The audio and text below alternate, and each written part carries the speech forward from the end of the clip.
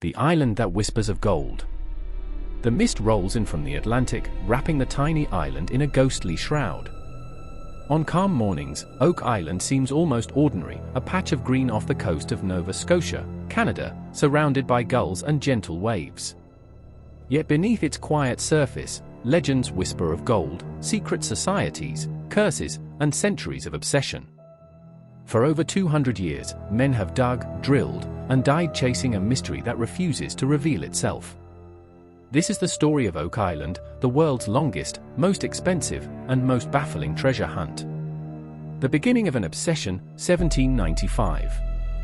It all began in 1795 with three young men, Daniel McGuinness, John Smith, and Anthony Vaughan.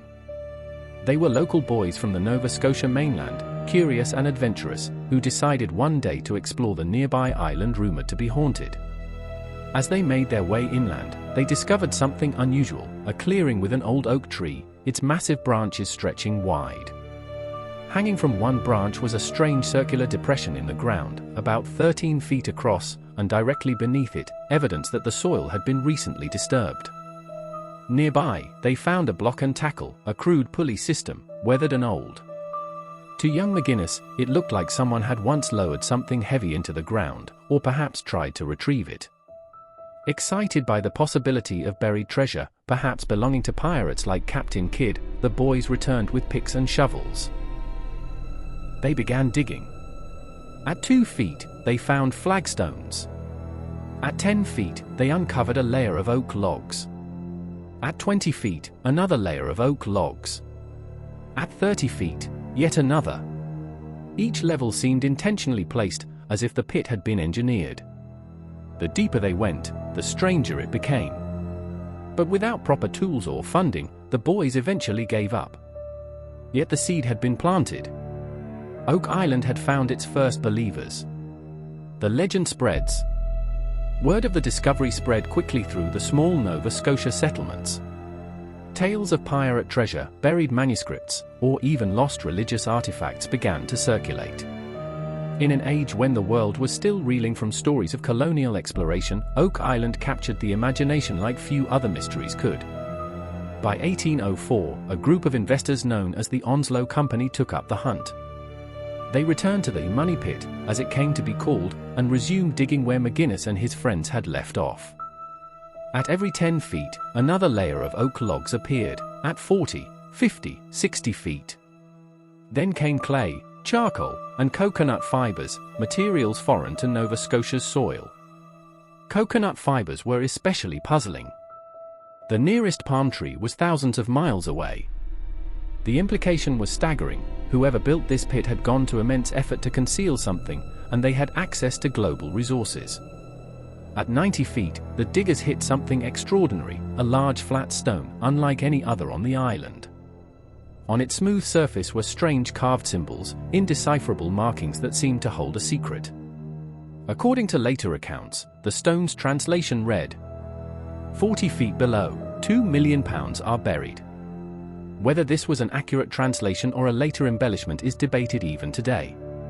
But it was enough to fuel a frenzy. The men of the Onslow Company, convinced they were within reach of unimaginable riches, pressed on. The trap that changed everything. As they dug below the 90-foot stone, disaster struck. Suddenly, the pit flooded violently with seawater, filling almost to the top. Pumps were useless, the water seemed to be coming in from underground. For the first time, explorers realized they might be dealing not just with a hole, but an engineered trap. Someone, centuries before, had built flood tunnels leading from the sea to the pit. The entire structure appeared to be a booby-trapped vault, designed to drown any intruder who ventured too deep.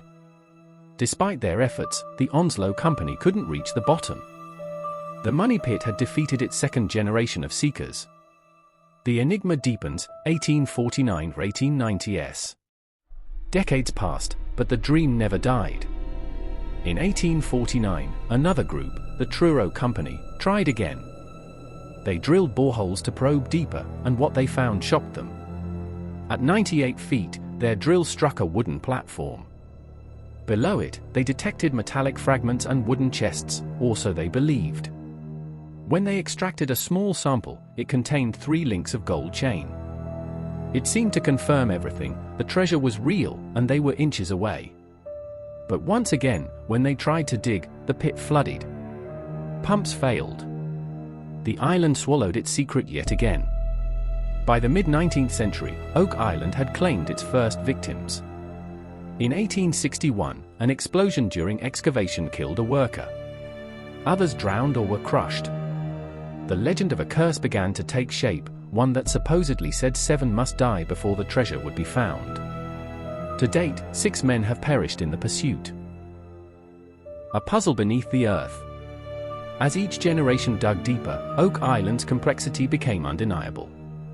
Engineers discovered multiple flood tunnels, leading from the ocean to the pit. Some theorized these were connected to Smith's Cove, where intricate drainage systems made of coconut fiber mats and stone channels were uncovered. It was clear, whoever built this labyrinth possessed advanced knowledge of engineering and hydrology, far beyond what most pirates or settlers could have achieved in the 1600s or 1700s. But if not pirates, then who? That question would haunt Oak Island for centuries to come. Theories begin to form. By the late 1800s, theories about Oak Island multiplied like the roots of the ancient oaks that once covered it. Some said it was Captain Kidd's treasure, buried by his crew before his capture in 1701. Others claimed it held the treasure of the Knights Templar, hidden during their escape from persecution in the 14th century. There were whispers of Francis Bacon, the English philosopher and rumored author of Shakespeare's plays, that he had buried proof of his authorship and sacred manuscripts on the island. Some even suggested the island was linked to the Ark of the Covenant, or the Holy Grail, secreted away by ancient orders who fled across the Atlantic long before Columbus. Each theory grew bolder than the last, and yet, the treasure remained hidden. Faith, fortune, and folly. By the turn of the 20th century, Oak Island had already devoured fortunes. Wealthy businessmen and adventurers came and went, including Franklin D. Roosevelt, who invested in a company that searched the island in 1909. Even after becoming President of the United States, Roosevelt maintained his fascination, following the mystery until his death. Others would follow: engineers, geologists, treasure hunters, each believing they could succeed where others had failed. What kept them coming? Perhaps it wasn't just the promise of gold. Perhaps it was the unshakable belief that something sacred or forbidden lay buried there. Oak Island wasn't merely a treasure hunt anymore. It had become a spiritual quest, a symbol of man's relentless pursuit of the unknown. A land guarded by silence. There's something about Oak Island that feels alive, as if the earth itself conspires to guard its secret. Storms frequently batter the island, machinery mysteriously fails, and newly dug shafts collapse without warning. Locals speak of strange lights seen dancing over the swamp at night, and tools that go missing only to reappear days later in impossible places. For believers, these are not coincidences, they are warnings. Oak Island, they say, protects its secret. A curse, a mystery, a warning. As the 19th century gave way to the 20th, Oak Island had already consumed countless dreams and lives. Yet the legend continued to grow. Theories became more elaborate, technology more advanced, but the truth stayed buried. In the words of one explorer, Oak Island is like a living thing. It breathes, it deceives, it waits. It gives you just enough to keep digging, and then takes it all away. 2 centuries after McGinnis first dug beneath that old oak tree, no one had found the treasure. But the mystery was far from over. Because deep beneath the island, past layers of oak, clay, stone, and seawater, something still waits. And the world's most enduring treasure hunt was only just beginning. The Age of Engineers and the Expanding Curse, 1900 to 1940. The dawn of the 20th century brought machines, money, and minds determined to unravel Oak Island's impossible puzzle. What had begun as a tale of 3 boys chasing pirate treasure had evolved into an international obsession, a scientific enigma that defied logic, reason, and even faith. The island's curse had claimed its share of victims, but for every man it buried, 2 more arrived to take his place. By 1900, Oak Island was no longer a story whispered around campfires, it was front-page news. The age of modern exploration had begun, and the money pit was its greatest mystery. The turn of a new century. In the early 1900s, Oak Island was a quiet, windswept patch of land, barely 140 acres, but its reputation loomed large across the world. Local fishermen still spoke of strange lights and ghostly figures moving through the mist, but now the talk of spirits was joined by the clatter of drills and the hum of steam-powered pumps. The island had become a battlefield, not of nations, but of men versus nature, faith versus reason, and greed versus destiny. When the Oak Island Treasure Company took control in 1897, it was led by engineers and investors who believed that technology, not luck, would finally conquer the money pit. They brought drilling rigs, pumps, and dynamite, all cutting edge for their time. Their goal was simple: drain the pit and recover the treasure. But Oak Island was never simple. The chilling discovery. While drilling near the original site, the team's drills suddenly struck something unexpected at around 153 feet. The bit passed through layers of oak and metal, then struck a void, an empty cavity underground. When the drill was withdrawn, small fragments came up, bits of gold chain, fibrous material like parchment, and what some claimed were pieces of ancient vellum with writing. For the treasure hunters, this was proof beyond doubt. Somewhere below, inside a man-made vault, was a chest containing either gold, jewels, or historical documents, something deliberately hidden, perhaps centuries earlier. Excitement surged. The company doubled its efforts, digging new shafts, reinforcing tunnels, and even constructing a massive cofferdam at Smith's Cove to block the ocean's flood tunnels. But the island fought back. The cofferdam collapsed under pressure from the tides, pumps failed, and shafts caved in. Workers barely escaped drowning as seawater once again poured into the pit, unstoppable as ever. It was as if the island itself refused to give up its secret. The expanding curse. By 1909, word of Oak Island reached a young and ambitious American, Franklin Delano Roosevelt. Then just 27 years old, he was fascinated by tales of buried treasure and secret orders. Along with a group of wealthy associates, Roosevelt joined the Old Gold Salvage and Wrecking Company, which aimed to restart the hunt. Though they found no gold, Roosevelt's enthusiasm for the mystery endured throughout his life. Even from the White House decades later, he followed every new expedition on the island with fascination. Roosevelt's involvement gave Oak Island an air of legitimacy and prestige. What had once been a local curiosity was now a pursuit worthy of presidents. But as the dream expanded, so did the toll. Workers suffered injuries, machinery vanished into sinkholes, and shafts filled with mud and water overnight. Some locals began to speak more openly of the island's curse. They said the treasure was protected by 7 souls, and until 7 men died, it would never be found. By this time, 4 men had already perished. Still, no one turned back. Engineering against the impossible. As technology advanced, so did the hunt. By the 1920s, Oak Island was a landscape of craters, tunnels, and rusting equipment, the scars of countless failed attempts. One of the most significant ventures came in 1931, when the Chappell family, descendants of early searchers, joined forces with a new company. They drilled new boreholes and confirmed again what so many before had found: layers of logs, metal fragments, and small traces of gold deep underground.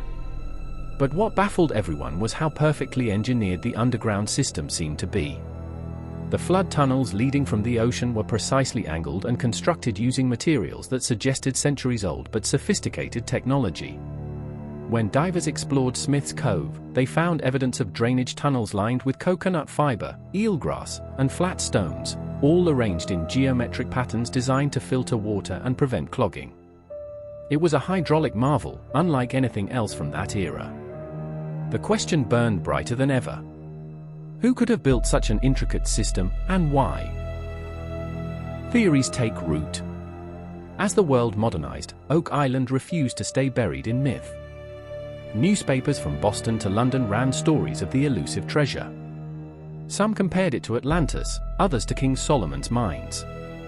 3 theories dominated early 20th century thinking. The pirate theory, that Oak Island hid the treasure of Captain Kidd or Blackbeard, perhaps stored for retrieval that never came. Yet skeptics argued that pirates were opportunists, not engineers. They didn't design flood tunnels or multi-layered shafts. The Knight Templar theory, that the Templars, after being persecuted in Europe in 1307, escaped to the New World and buried their sacred relics here, the Holy Grail, the Ark of the Covenant, or ancient scrolls from Solomon's Temple. This theory gained traction with the discovery of cross-shaped markings carved into nearby rocks, and strange symbols resembling Templar seals. The Bacon-Shakespeare theory, that Sir Francis Bacon, a secret scholar and member of esoteric societies, hid manuscripts or philosophical treasures on Oak Island to preserve them for future generations. Some even claimed the mysterious stone with the inscription was a cipher, revealing not gold, but knowledge. Each theory had its believers and skeptics. But all shared one conviction: something extraordinary was buried beneath the island. The collapse and the shadow years. By 1935, Oak Island was a maze of collapsed tunnels and flooded shafts. The island's terrain had been so disturbed that some areas were too dangerous to walk on. Financial ruin followed nearly every expedition. When William Chappell's company exhausted its funds, the search ground to a halt. For the first time in over a century, Oak Island fell silent. Yet, that silence only deepened the mystery. Visitors continued to come, drawn by curiosity or superstition. Locals swore that, on moonlit nights, faint lights could be seen flickering near the money pit, as if someone, or something, was still working below. Some said the island was cursed not because of treasure, but because of what it was meant to protect. Perhaps the builders had not hidden gold at all, but buried something dangerous, something never meant to be found. Echoes of the past. During the lull of the 1930s, archaeologists and historians began to re-examine Oak Island with fresh eyes. They noted strange alignments between boulders and landmarks across the island that suggested intentional placement, possibly astronomical or ritual in nature. One theory claimed the entire island was designed as a map, pointing to other sites of importance. Another suggested the money pit wasn't a vault at all, but part of a larger complex of underground chambers. The more researchers studied, the more Oak Island seemed less like a random place, and more like a monument, built with purpose. It didn't help that near the swamp, workers once claimed to have found traces of an ancient ship buried in the mud, as if the swamp had once been open ocean centuries earlier. If true, this could mean Oak Island had been modified by human hands long before recorded settlement. The curse claims again. In 1936, a small team attempted a final, desperate dig. During the operation, one of the workers fell into a collapsing shaft and drowned, becoming the fifth victim of the island's curse. Locals began to whisper that the treasure, whatever it was guarded not by traps or tides, but by something spiritual. Some connected Oak Island to biblical lore. They said the builders may have been descendants of the builders of Solomon's Temple, or protectors of sacred relics who fled across the sea. The flood tunnels weren't defenses against thieves, they were seals, meant to keep what was buried there from ever being unearthed. It was not a treasure chest, but a tomb of knowledge. And to disturb it, they warned, was to defy God himself. The waiting years. By the end of the 1930s, the world stood on the brink of war. The Great Depression had drained investors' wallets, and Oak Island, once the jewel of maritime legend, was left to decay in silence. The trees grew back. The shafts filled with mud. Rusted machines lay half-buried, forgotten. But though human hands had paused, the island itself seemed to breathe, waiting. People who sailed past claimed to hear echoes of hammering, though no one lived there. Fishermen told stories of ghostly figures, lanterns in hand, walking the shoreline before vanishing into the fog. It was as if the spirits of those who had died searching were now bound to the place, guardians of an unfinished story. The legacy of the First Age. By 1940, Oak Island's legend had transformed from a local curiosity into a myth of global proportions. It had survived wars, depressions, and death. It had consumed fortunes and outwitted some of the brightest minds of its age. Yet not a single piece of treasure had been recovered, not one chest, coin, or relic. What had been discovered, however, was arguably far greater, proof that someone, long before modern civilization, had the ability to construct complex underground systems that could withstand centuries. Whoever they were, they had left behind a challenge, a riddle carved into the earth, guarded by nature itself. As the world prepared for World War II, Oak Island lay silent, its secrets buried beneath layers of time, water, and legend. But its story was far from over. The next generation of explorers would bring new tools, new money, and new faith. They would dig deeper than ever before, and what they found would change the course of the mystery forever. The War Years and the Forgotten Treasure, 1940 to 1965. As the world plunged into chaos during World War II, Oak Island's legend drifted into silence. For the first time in over a century, the island slept undisturbed, its tunnels flooded, its machines rusting beneath a canopy of sea fog and salt air. The war had shifted humanity's focus from lost treasure to survival. Yet even as bombs fell across Europe, whispers of Oak Island continued. Soldiers, sailors, and statesmen traded stories of a cursed island off Nova Scotia, where fortune and death walked hand in hand.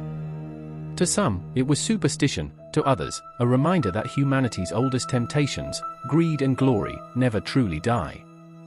When the war finally ended, a new era of discovery dawned, one that would bring science, technology, and faith back to the money pit. But as always, Oak Island demanded a price. A world at war, an island at rest. Between 1939 and 1945, the eyes of the world turned away from Oak Island. Men who had once dreamed of gold now marched across battlefields. Canada itself was fully engaged in the war effort, and the island, with its tangled shafts and waterlogged tunnels, became a forgotten relic. But the legend persisted. During this period, a few curious visitors, naval engineers stationed nearby, made brief visits to the island. One of them, Commander Daniel Blankenship, a young American serving in the Merchant Navy, first heard of Oak Island from a crewmate. The tale haunted him for decades to come. Blankenship's name would one day become inseparable from Oak Island. But for now, the island slept. The forests reclaimed the old dig sites. Birds nested in the remnants of machinery. The sea continued its slow erosion of Smith's Cove. Nature had done what no man could, sealed Oak Island's wounds. Yet, like all secrets buried beneath time, it waited for the right hands to return. Post-war prosperity and renewed hope. The 1950s were years of optimism. The war was over, the world was rebuilding, and technology was advancing faster than ever. Television, radar, and sonar had changed the way humans perceived the unseen. To a new generation, Oak Island was not just a legend, it was a challenge to be solved with science. In 1959, a man named Robert Restall, a former stunt motorcyclist and engineer, arrived on Oak Island with his wife, Mildred, and their teenage son, Bobby.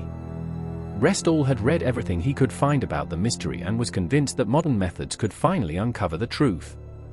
He believed the key to solving the mystery lay not in the original money pit, but in Smith's Cove, where flood tunnels and strange stone structures hinted at a complex underground system. Restall was determined, methodical, and faithful. He was not chasing gold, he wanted history. But Oak Island's curse didn't care about intentions. The Restall family's devotion. The Restalls lived in a small shack on the island, battling brutal winters and relentless fog.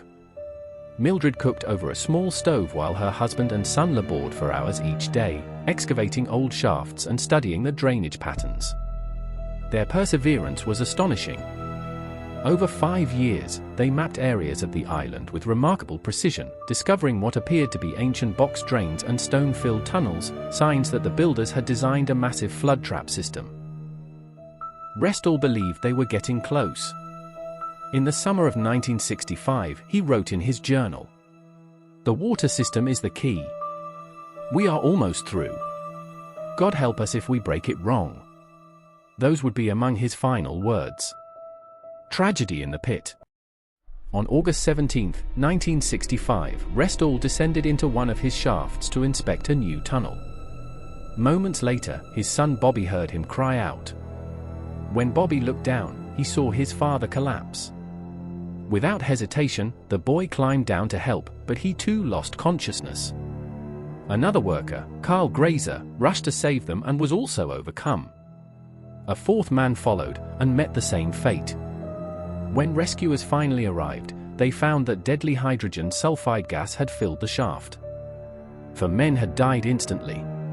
The tragedy shocked Nova Scotia and the world. Newspapers called Oak Island the Cursed Island. The death toll had now reached 6, 1 soul short of the predicted 7. Mildred and Bobby never returned.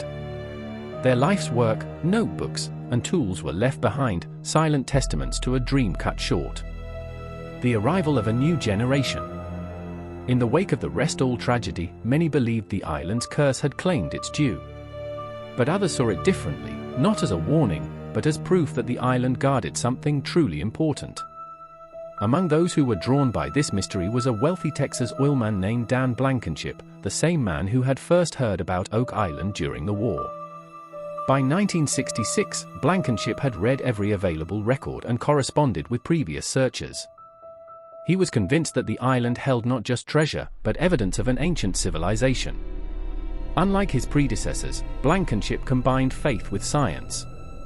A devout man, he often said, "If God buried something here, it's not just gold.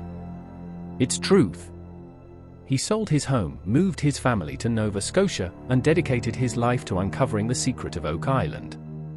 He would spend the next half-century doing just that.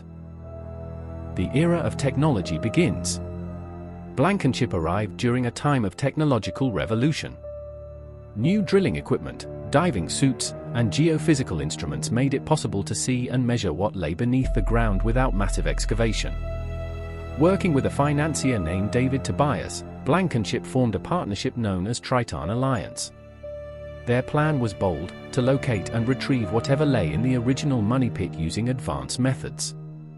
They began by studying maps and diagrams left by earlier searchers, then brought in modern survey teams to rechart the island using magnetic sensors. What they found stunned them. Magnetic anomalies suggested large metallic objects buried deep underground.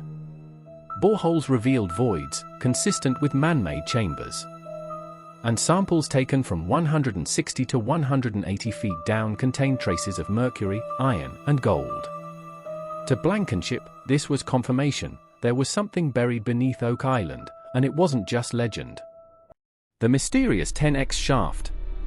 Determined to reach the treasure, Blankenship and Tobias began drilling what would become the most famous modern excavation on Oak Island, Borehole 10X. Located about 180 feet northeast of the original money pit, 10X quickly revealed astonishing results. The drill struck a large cavern, and from it came fragments of porcelain, wood, and metal. When Blankenship lowered a camera into the hole, the grainy footage appeared to show something almost unbelievable: a large, square-cut chamber with wooden beams, and what looked like a human hand resting on the floor. The footage was murky, but to Blankenship, it was undeniable proof that something, or someone, had once been buried there. He was convinced he was on the verge of solving the 170-year-old mystery. But Oak Island wasn't finished testing him yet. The collapse of hope. As drilling continued, disaster struck. The walls of Borehole 10X collapsed, nearly killing Blankenship and his workers. The ocean water rushed in, sealing the shaft and destroying months of progress. It was as if the island had swallowed the evidence whole. Still, Blankenship refused to give up. He rebuilt the shaft, reinforced it with steel casing, and continued his investigation for decades, often working through winters, his hands frozen and bleeding. In his journal, he wrote, "I've seen men give up families, fortunes, and faith for this island. Yet when you stand here and hear the sea whisper through the trees, you know, something sacred sleeps here." Theories evolve again. By the 1960s, new theories began to emerge, fueled by the discoveries of Blankenship and others. Some researchers proposed that Oak Island was a repository for Spanish treasure, hidden during the colonial wars of the 16th century. Others linked it to Freemasonry, suggesting that symbols found around the island matched Masonic emblems tied to the Knights Templar. One particularly bold idea suggested that William Shakespeare's original manuscripts were hidden there, placed by secret societies that sought to preserve them from political destruction. Even more intriguing were claims that the island's geometry, when mapped, corresponded to astronomical constellations, particularly Orion's belt, a pattern long associated with ancient religious structures like the Egyptian pyramids. Was Oak Island part of a global network of sacred sites? Or was it simply the product of human imagination, a dream that refused to die? Faith, science, and the unknown. For Blankenship, the mystery was never just about gold. He saw Oak Island as a reflection of humanity's struggle between faith and reason, between believing in miracles and explaining them away. He once told an interview, "Every time we dig, the island gives us just enough to keep believing, a coin, a chain, a whisper of proof. It's as if God is saying, you're not ready yet." His perseverance inspired a new generation of seekers. Among them were two brothers from Michigan, Rick and Marty Lagina, who as young boys had read about Oak Island in a 1965 issue of Reader's Digest. They would one day become the faces of the modern Oak Island search. But for now, in the 1960s, the torch was still in Blankenship's hands. The island's silent power. By the mid-1960s, Oak Island had once again claimed lives, fortunes, and sanity. The legend was now deeply woven into North American folklore. Books, documentaries, and radio broadcasts retold the story with reverence and awe. But even amid global fame, the island remained what it had always been: quiet, deceptive, and alive with mystery. Those who visited spoke of an atmosphere heavy with energy, as if the island carried memories of the centuries of digging, the dreams of lost explorers, and the voices of those who never returned. When storms rolled across Mahone Bay, they said you could hear the wailing of the drowned echoing through the trees. The threshold of a new age. By 1965, Oak Island had seen more than 170 years of excavation, dozens of deaths, and countless theories. The world had changed, humanity had reached space, yet Oak Island remained unconquered. It was a time when science could map the ocean floor and split the atom, but no one could explain how a pit dug centuries ago continued to flood itself through hidden tunnels. The mystery was no longer just about treasure, it had become a mirror of mankind's relentless hunger for truth. In a century defined by technology, Oak Island stood as a timeless reminder: not everything can be solved by machines. Some secrets are spiritual, meant to be revealed only in God's time. And though the restalls were gone, their spirit lived on in the next generation of searchers, who would dedicate their lives to lifting the veil from the island that refused to speak. The modern search, greed, faith, and the rise of Triton Alliance, 1966 to 1989. By the late 1960s, Oak Island had transformed from a fading legend into a modern battlefield of technology, money, and belief. The world was moving forward, men were walking on the moon, computers were being born, and the human race was beginning to unravel the mysteries of space. Yet beneath the quiet waters of Mahone Bay, another mystery still refused to yield, one buried not among the stars, but deep within the earth. And now, after nearly 2 centuries of failure, a new alliance of engineers, visionaries, and dreamers was about to confront it head-on. Their name would become legend in its own right, Triton Alliance.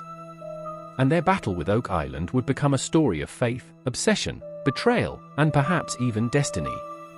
The arrival of Dan Blankenship.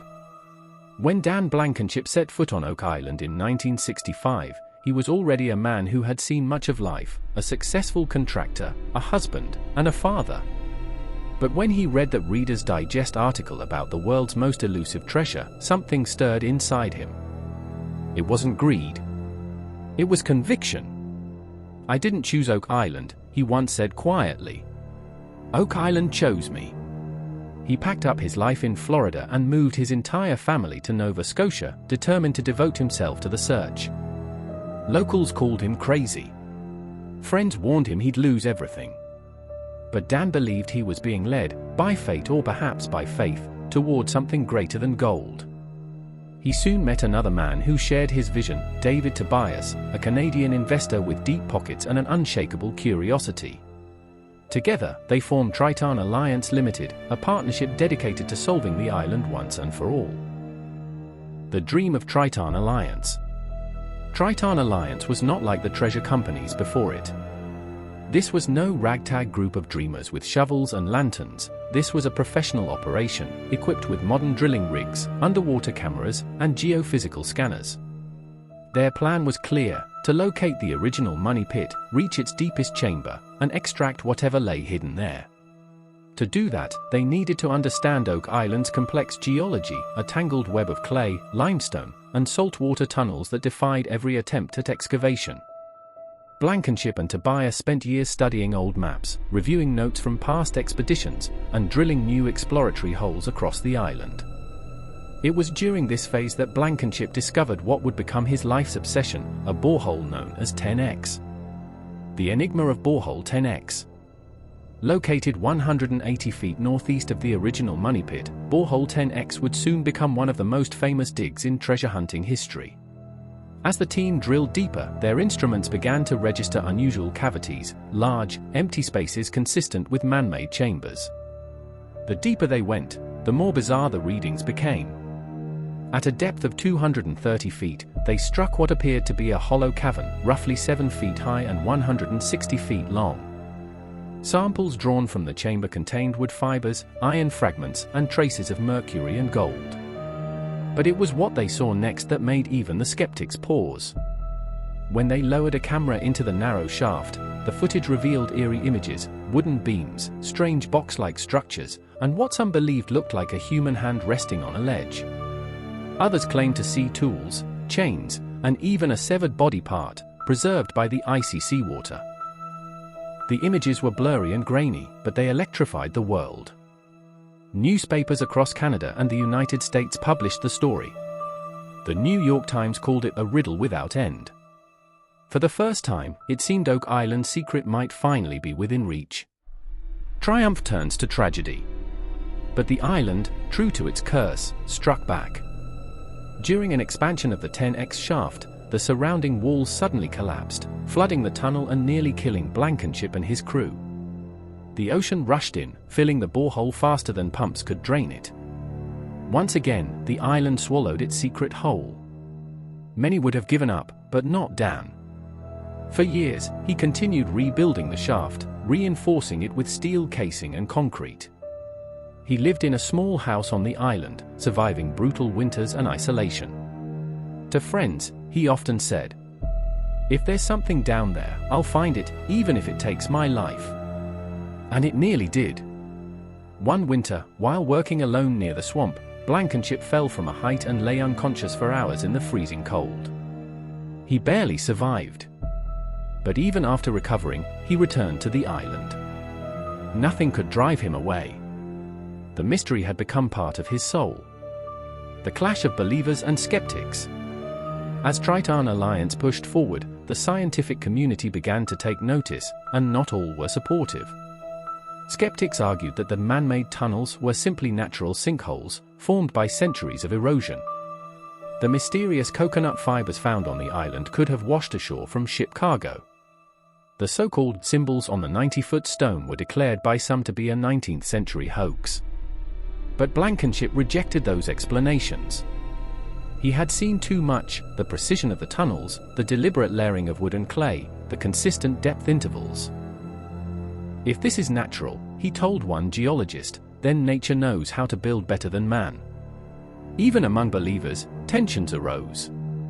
Tobias, the financier, was practical. He wanted results, measurable progress, and profit. Blankenship, on the other hand, was driven by faith and patience. Their partnership began to strain under the weight of disappointment and cost. Years of drilling yielded tantalizing clues but no treasure. Investors withdrew. Lawsuits followed. Triton Alliance fractured. And through it all, Oak Island stood silent, victorious once again. Theories multiply. Despite setbacks, the discoveries of the 1970s reignited global fascination. Television specials, books, and documentaries poured forth, each with its own explanation of what Oak Island concealed. Theories grew increasingly elaborate. The Templar hypothesis, suggesting that the Knights Templar had sailed to North America in the 1300s, bringing with them the Holy Grail or sacred scrolls, and buried them in a booby-trapped vault beneath Oak Island. The Freemason connection, noting the island's geometric features mirrored Masonic symbols, including crosses and compasses, hinting at a deeper spiritual design. The Spanish galleon theory, proposing that a treasure fleet fleeing from Caribbean waters hid its gold on Oak Island during the 16th century. The Shakespearean theory, holding that philosopher Francis Bacon and his followers buried original manuscripts or secret knowledge to preserve it for future generations. Each theory drew evidence from artifacts found on or near the island, coins, old tools, parchment fragments, and even mysterious stones carved with crosses and triangles. To some, Oak Island was not about gold at all, it was about knowledge, hidden deliberately to test mankind's faith and determination. The curse deepens. As the years passed, the curse continued its dark whisper. Machines malfunctioned inexplicably. Floods appeared without warning. Workers reported hearing echoes underground, like faint voices calling through the stone. In 1976, a drilling accident nearly claimed another life. A steel pipe snapped, plunging into the shaft and narrowly missing a worker. For Blankenship, it was another reminder that Oak Island demanded respect and sacrifice. By now, 6 men had died in total. According to legend, 1 more must die before the treasure will reveal itself. Blankenship, though aware of the curse, often smiled when asked about it. "If 1 more needs to go," he said once, "then maybe it'll be me. I've given this island everything else already." The swamp secrets. During the 1980s, attention shifted from the money pit to a curious feature at the center of the island, the swamp. Early maps suggested that Oak Island might once have been 2 separate landmasses, connected by an artificial causeway. The swamp, many believed, was man-made, designed to hide something beneath its murky waters. When divers explored the swamp, they found strange triangular patterns of stones and, most intriguingly, what appeared to be the outline of a ship buried deep in the mud. Was it a Spanish galleon? A Templar vessel? Or something else entirely? Tests on the surrounding would indicate it was centuries old, far older than any European settlement in the region. The swamp had become a new frontier in the search, and perhaps, the key to understanding the entire island. Betrayal and breakdown. By the mid-1980s, Triton Alliance was crumbling under financial strain and personal conflict. Years of digging had drained their resources, and disagreements between Blankenship and Tobias turned bitter. Court battles ensued over land ownership and rights to potential discoveries. What had begun as a partnership of faith had become a war of pride and exhaustion. The dream seemed dead again. For the first time in decades, Dan Blankenship considered walking away. The island had taken his health, his money, and nearly his life. But each time he thought of leaving, something pulled him back. He wrote in his notes, "This island calls to me in the quiet. When the wind moves through the trees, it's like it's speaking. I can't turn away. Not now. Not after all this." He stayed. And that decision, to remain when others walked away, would ensure that Oak Island's next great chapter would have a witness. The waiting silence. By 1989, Oak Island once again stood in uneasy silence. Heavy machinery lay rusting under the coastal rain. The tunnels filled once more with seawater. Dan Blankenship, now in his late 60s, continued to live there, watching, waiting, and recording his observations. Many who visited described him as a man both haunted and illuminated, his eyes still burning with purpose. Tourists came and went, snapping photos by the money pit. Journalists occasionally interviewed him. But the island, as always, gave nothing freely. It had seen over 2 centuries of ambition, engineering, and sacrifice, and yet it still guarded its truth beneath layers of clay and salt and time. Some believed the treasure had long since been washed away. Others insisted it remained intact, protected by divine design. Dan Blankenship believed it was still there, and that one day, the world would see it. A new hope on the horizon. By the close of the 1980s, the legend of Oak Island seemed destined to fade into obscurity.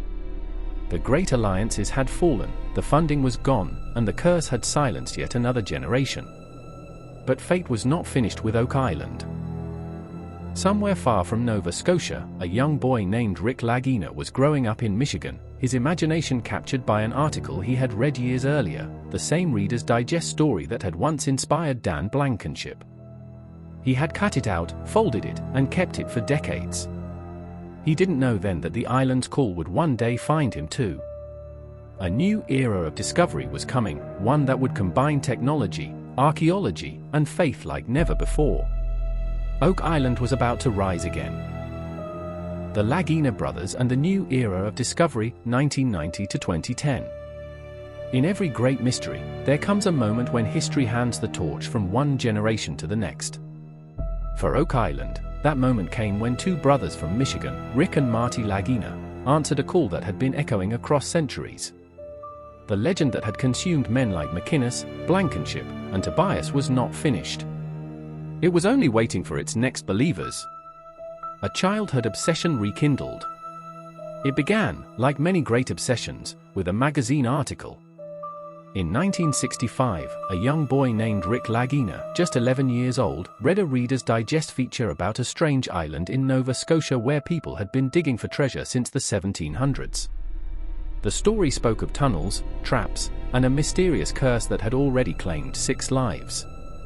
Rick was mesmerized. He tore the article out and kept it safe for years. He would later say, "I didn't know where Oak Island was, but I knew one day, somehow, I was going to go there." Life moved on. Rick grew up, became a postal worker, and built a quiet life. His younger brother, Marty, followed a different path, becoming a successful engineer and entrepreneur, building an energy company that would make him a millionaire. For decades, Oak Island was just a childhood memory for Rick. But fate, as it often does with this island, had other plans. Meeting the old guardian. By the early 2000s, the island was mostly quiet again. The Triton Alliance had fractured, its equipment rusting among the trees. But Dan Blankenship, now an elderly man in his late 70s, still lived on the island, tending to its mysteries as if caring for an old friend. It was then that the Lagina brothers decided to visit him. When Rick and Marty met Dan for the first time, it was more than a handshake, it was a passing of destiny. Blankenship, hardened by decades of disappointment, recognized something familiar in Rick's eyes: faith. The old man took them on a tour of the island, the Money Pit, the Swamp, Smith's Cove, Borehole 10X. Every step was layered with history and tragedy. By the time they reached the western shore, Rick was silent, staring across the cold Atlantic waters. "If you want to find the truth," Dan told him, "you have to listen to the island. It speaks in its own time." That meeting changed everything. Within a few years, the Lagina brothers joined forces with Blankenship, forming a new partnership that would resurrect the search and bring Oak Island into the modern age. The formation of Oak Island Tours Incorporated. In 2005, Rick and Marty purchased a 50% stake in Oak Island Tours Incorporated, the company that held controlling rights to much of the island. Blankenship and his family retained the other 50%. For the first time in decades, there was unity, old and new working side by side. Dan brought his lifetime of experience, Rick brought his unwavering curiosity, and Marty, the pragmatist, brought money, technology, and a new vision. Their mission was not just to find treasure, it was to uncover truth. Rick believed the mystery was as much spiritual as material. Marty, more skeptical, wanted evidence, not faith. Yet both agreed, if Oak Island held something of historical or biblical importance, it needed to be revealed, not hidden. Thus began the modern era of exploration. New eyes, new tools. The Laginas and their team took a radically different approach. Instead of blindly digging, they brought in state-of-the-art technology. Ground-penetrating radar, GPR, to detect anomalies deep below. Magnetometers and resistivity mapping to locate man-made structures. Underwater drones and sonar to scan the swamp and coastal tunnels. They also opened the island to specialists, archaeologists, geologists, historians, and divers, each adding expertise to a puzzle that had defied generations. One of their first projects was to re-examine Smith's Cove, the site where earlier searchers had found wooden platforms and the supposed flood tunnel entrances.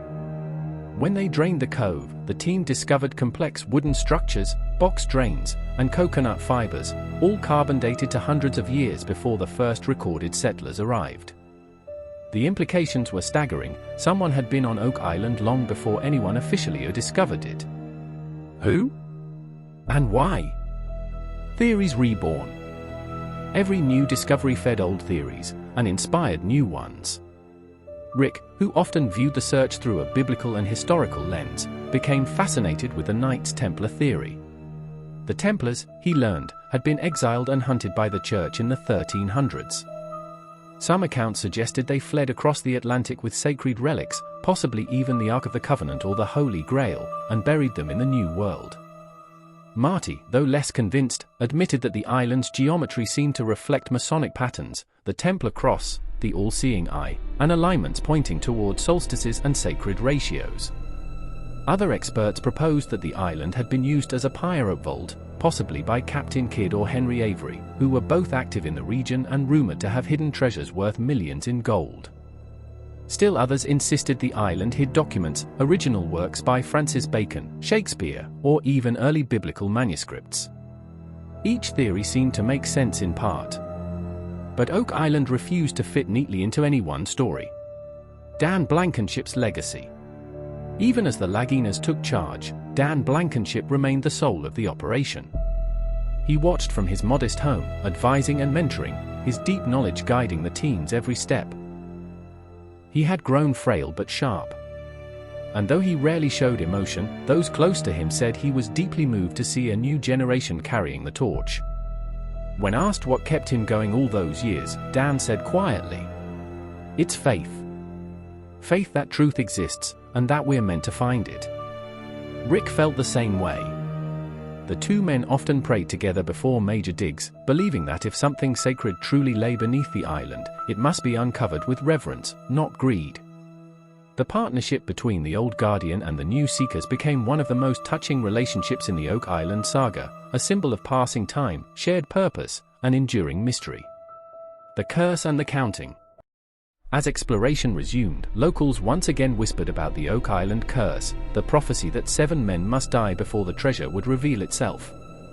By the early 2000s, 6 men had already perished in past expeditions. Every time the Laginas began a new phase, people would warn them.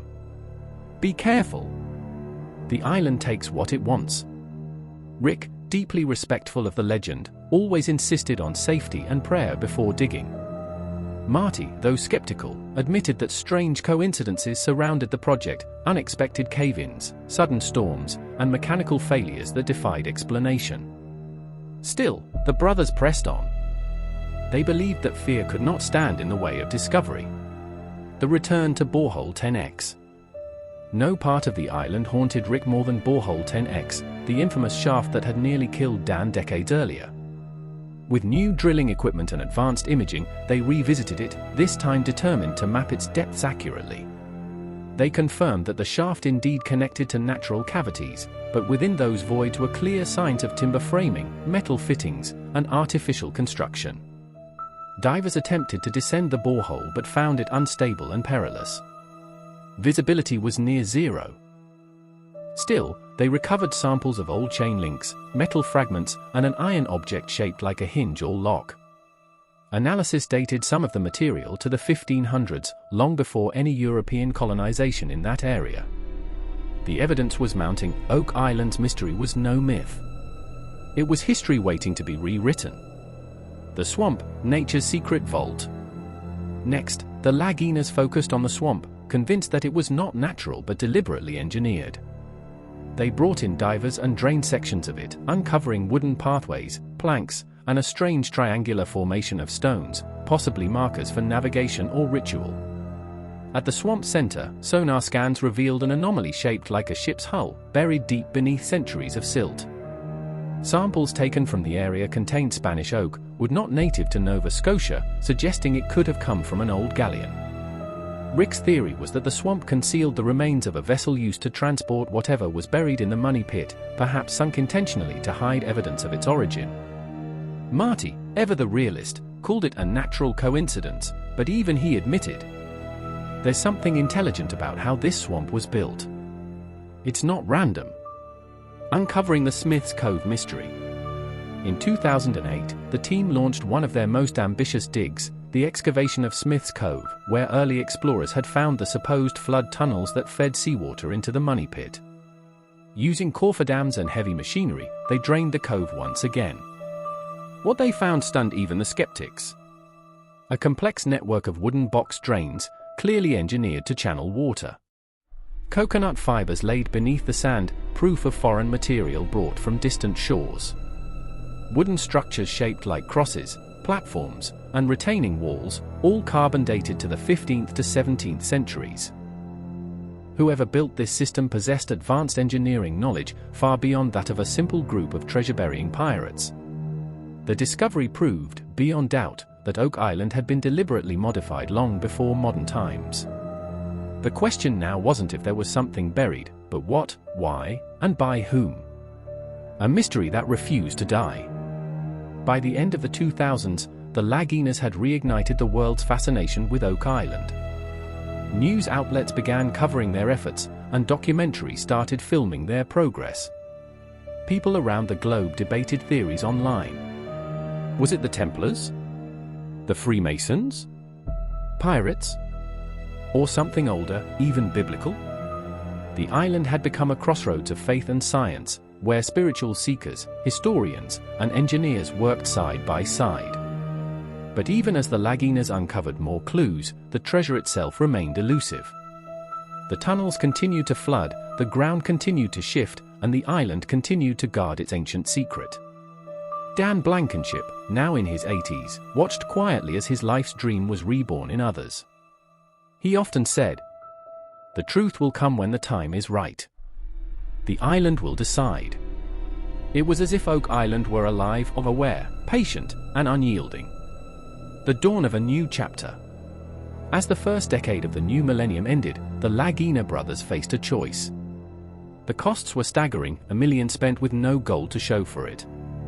But the discoveries were undeniable. The evidence of ancient construction, the radiocarbon dates, the engineered tunnels, all pointed to something extraordinary. So, instead of giving up, the brothers did something unexpected. They decided to share the search with the world. They partnered with producers to create a documentary-style television series, not to sensationalize the legend, but to document it scientifically, faithfully, and transparently. That show would become one of the most watched historical series in the world. The Curse of Oak Island. The world was about to see the mystery unfold in real time, and millions of viewers would join the quest. Oak Island was no longer just a secret of Nova Scotia. It had become a global obsession. The Curse of Oak Island, Global Fame and New Revelations, 2010 to 2015. By 2010, Oak Island was no longer just a quiet corner of Nova Scotia. It was a living legend reborn, a riddle that had haunted generations now being told to millions around the world. The island had always drawn adventurers, but this time, it attracted something different, global attention. And at the center of it all were two brothers, standing where centuries of men had fallen, staring into the same ground that had swallowed fortunes, faith, and lives. This was the dawn of the Curse of Oak Island. And the world was about to witness history in real time. A legend meets modern television. When the History Channel approached Rick and Marty Lagina with the idea of documenting their search, the brothers were cautious. Oak Island wasn't just entertainment to them, it was sacred ground. But they agreed, under one condition: the show must present the investigation honestly, without fabricating drama or cheap myths. The story itself was compelling enough. In 2014, the first season of The Curse of Oak Island aired, and the world was instantly captivated. Millions tuned in each week to follow the Lagina brothers and their growing team of experts, engineers, divers, historians, and treasure hunters, as they peeled back the layers of the island's mystery. For the first time, viewers could see the evidence, the maps, the machinery, and the faith that drove these men to keep digging. And perhaps more importantly, they could feel the human cost of obsession. Oak Island had always demanded a price, and the show made it clear, every discovery came with sacrifice. Dan Blankenship's return to the spotlight. The show's debut brought renewed attention to one of the island's oldest guardians, Dan Blankenship. At nearly 90 years old, he had spent over half a century on the island, chasing a dream that had outlasted nearly everyone who started it. Now, the world finally saw the man behind the myth, weathered, wise, and unbroken. Viewers were deeply moved by Dan's quiet strength and humility. He had seen friends die, companies collapse, and fortune slip away, yet he remained steadfast. In one early episode, as he gazed out across Mahone Bay, he said softly, "I don't care if it's treasure or truth. I just want the world to know there was something here worth searching for." It was a moment that summed up the soul of Oak Island itself, a blend of mystery, endurance, and faith. The expanding team. With the show's success came new resources and new allies. The Laginas expanded their core team to include experts who would reshape the search. Craig Tester, Marty's longtime friend and business partner, an engineer specializing in ground analysis and seismic testing. Dave Blankenship, Dan's son, who had grown up on the island and now worked beside the Laginas, continuing his father's legacy. Charles Bolkhouse, a local historian whose knowledge of Oak Island's past rivaled any archive. Jack Begley, Rick's nephew, known for his passion and relentless optimism. Tony Sampson, an experienced diver and local mariner. And later, archaeologists and historians such as Laird Niven, Doug Crowell, and Dr. Ian Spooner. Together, they formed what fans began calling the Fellowship of the Dig. Each man brought a different belief, science, faith, curiosity, or pure perseverance, but all were united by one mission: to uncover the truth beneath Oak Island. Technology meets faith. For the first time in history, Oak Island's secrets were being pursued with 21st-century technology. The team deployed seismic scanners to map underground voids, drone imaging to chart the landscape, and laser-based LiDAR surveys that revealed geometric patterns invisible to the naked eye. Each tool revealed something astonishing: Oak Island was not random. The placement of the money pit, the swamp, the stone triangle, and the mysterious cross-shaped pattern known as Nolan's Cross, all appeared aligned with astronomical precision. The geometry pointed to sacred ratios, echoing Templar, Masonic, and biblical symbolism.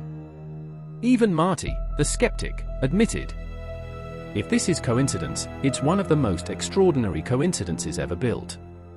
Rick, on the other hand, saw purpose in every line. He believed the island was part of a divine plan, a vault built to protect not just gold, but knowledge. The discovery of the lead cross.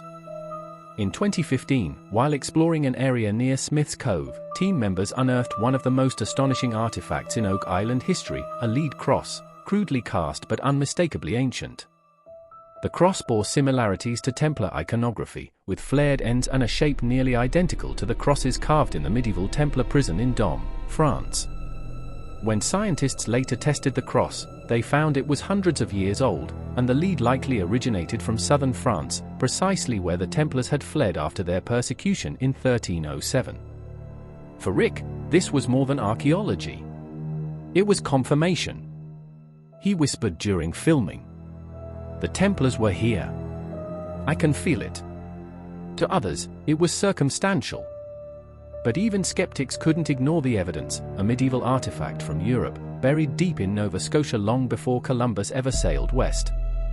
The implications were staggering, rewriting not just Canadian history, but the history of transatlantic exploration itself. The sword, the coins, and the clues. In the years that followed, the team uncovered a steady stream of enigmatic finds. Coins from the 1600s and 1700s. Hand-forged nails, tools, and ship fittings. A Roman-style sword, discovered off the island's coast, though later debated, its presence reignited questions about ancient contact. Parchment fragments made from animal skin, suggesting ancient manuscripts may once have been sealed in the pit. And charcoal samples from deep boreholes, carbon dated to as early as 1490 AD. Each find hinted that Oak Island had been used, manipulated, and engineered long before any recorded European settlement. It wasn't just a story of pirates or lost treasure anymore, it was a story that spanned civilizations. The theory of a sacred vault. By 2015, Rick and many historians began to develop a profound theory: Oak Island may not have been built to hide treasure, but to preserve it. This vault theory suggested that the tunnels, flood systems, and booby traps were not designed to keep people out, but to protect something sacred from destruction, knowledge, relics, or texts that could change the world if revealed too soon. The engineering of the money pit supported this. Layered platforms, flood tunnels, and coconut fiber filters implied precision and intent, a structure meant to endure time, pressure, and secrecy. Rick once said, "What if this isn't a treasure hunt at all? What if it's a test of patience, of faith, and of who deserves to find the truth?" For believers, Oak Island had become more than a physical site. It was a symbol of mankind's eternal quest for hidden truth, spiritual, historical, and divine. The mystery of Nolan's Cross. Another enigma continued to baffle researchers. Nolan's Cross, a massive geometric pattern made of 5 huge boulders spread across the island, discovered decades earlier by surveyor Fred Nolan. The stones form a perfect cross shape, stretching over 900 feet from end to end. When the team used GPS and astronomical mapping, they found the cross aligned with celestial coordinates related to the constellation Orion and the rising sun during the equinox. This suggested whoever built it had not only navigational but astronomical knowledge. Even more shocking, when extended, the lines of Nolan's Cross intersected precisely near the money pit and the swamp. Coincidence? Or a code left by whoever designed the island? The evidence seemed to point to a religious order or ancient society with deep mathematical and spiritual understanding, perhaps the Knights Templar, or even earlier groups with biblical roots. Faith, skepticism, and brotherhood. What made the Curse of Oak Island different from every treasure story before? It wasn't just the discoveries, it was the people. Each member of the team embodied a different side of the human condition. Rick, the believer. Marty, the skeptic. Craig, the scientist. Jack, the dreamer. Dan, the elder warrior. And Dave, the loyal son. Together, they became a portrait of humanity itself, torn between logic and faith, science and spirit, proof and hope. Week after week, viewers saw that Oak Island wasn't just a physical dig, it was an inner excavation of what drives men to seek meaning in the unknown. It was about persistence in the face of failure, trust in the face of doubt, and belief in something larger than oneself. As Rick often said, "Whether there's gold or not, there's something divine about this place. You can feel it." The curse and the 7th sacrifice. Even as discoveries mounted, the legend of the curse continued to cast its shadow. By 2015, the prophecy still held. 6 men had died, and 1 more was fated to perish before the treasure would be revealed. Some laughed it off as superstition. Others treated it with quiet reverence. There were near misses, accidents during drilling, sudden equipment collapses, and dangerous floods that nearly trapped crew members underground. Each time, the team narrowly escaped. Rick once admitted, "You can call it a curse or just bad luck, but the island tests us. It always has." The sense of destiny and danger only deepened the public's fascination. Oak Island had become not just the world's longest treasure hunt, but its most spiritual battlefield, a place where man's desire to know collided with nature's will to conceal. The world watches. By the end of 2015, The Curse of Oak Island had become one of the most watched history shows on television, airing in over 100 countries and translated into multiple languages. Millions of viewers followed every episode, arguing theories online, analyzing footage, and dissecting each find.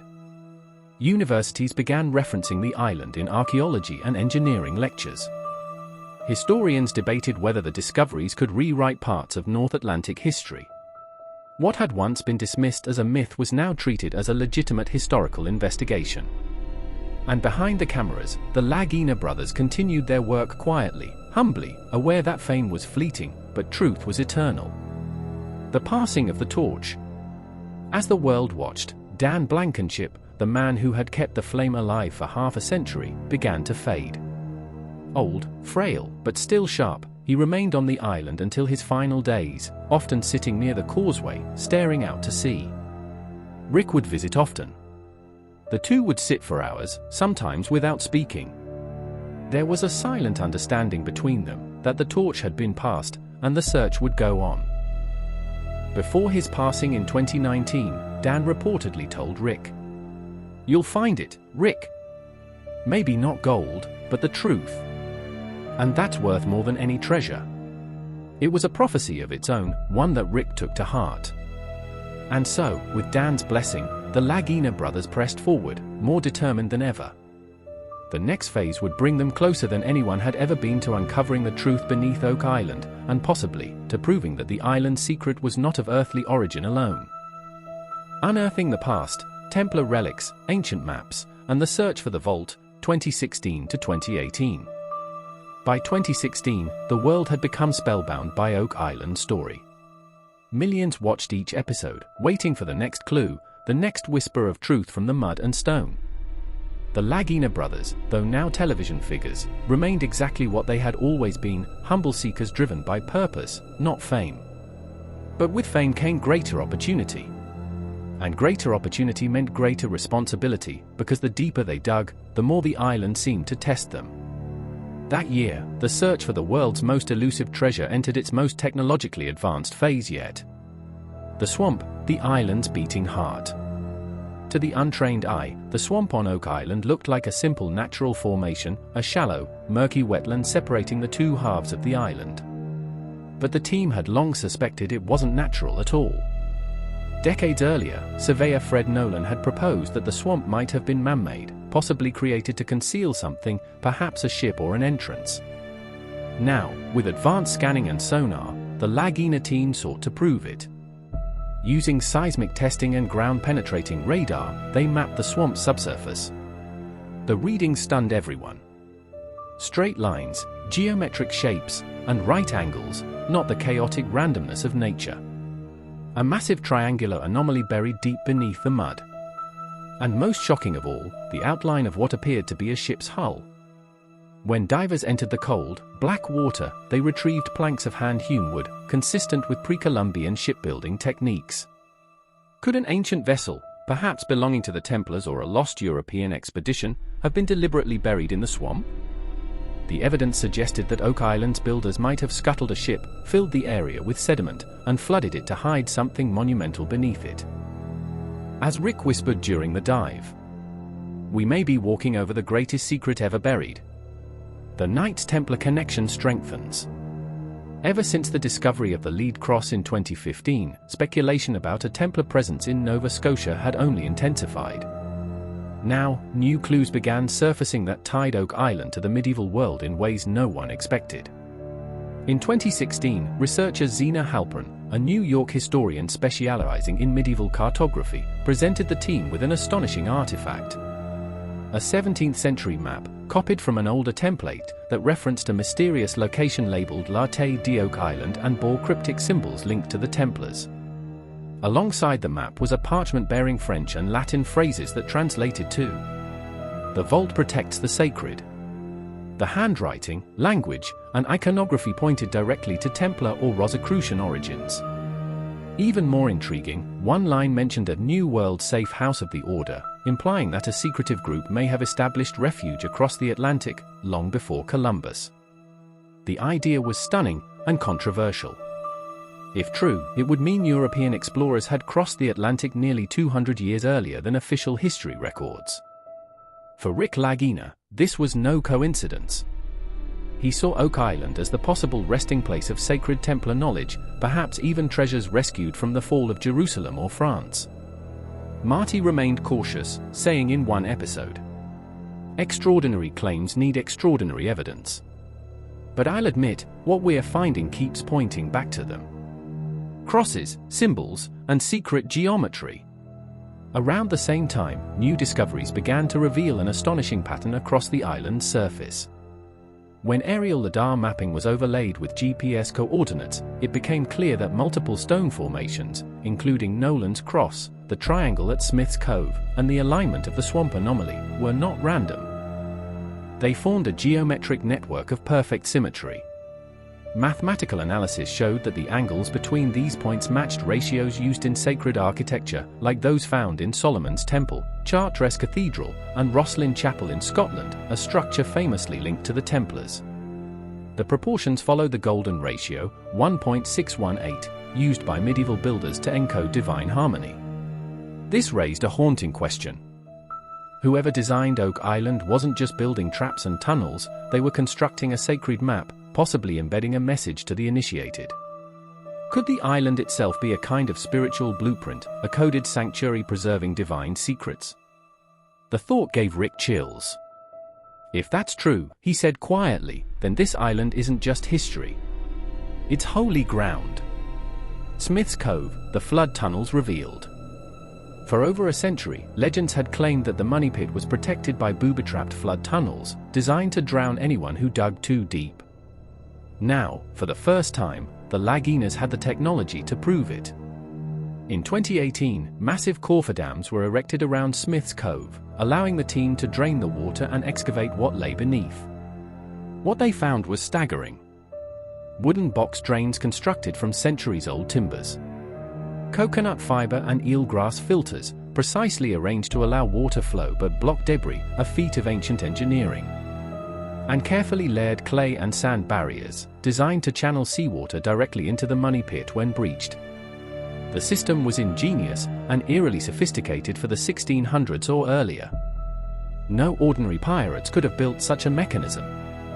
This was the work of master engineers, trained in architecture, hydraulics, and mathematics.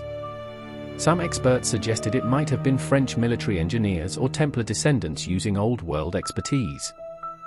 As Marty remarked, whoever built this didn't want anyone getting down there. And they planned for centuries of protection. The discovery of the flood tunnels confirmed one of Oak Island's oldest legends and deepened the mystery of who had created them and why. Artifacts in the cove. While excavating Smith's Cove, the team uncovered dozens of artifacts, each one adding new pieces to the puzzle. Among the finds were a hand-forged iron spike, similar to those used on 17th-century European ships. Pieces of work were dated to pre-1500. A Roman numeral carved plank, suggesting careful measurement or coding.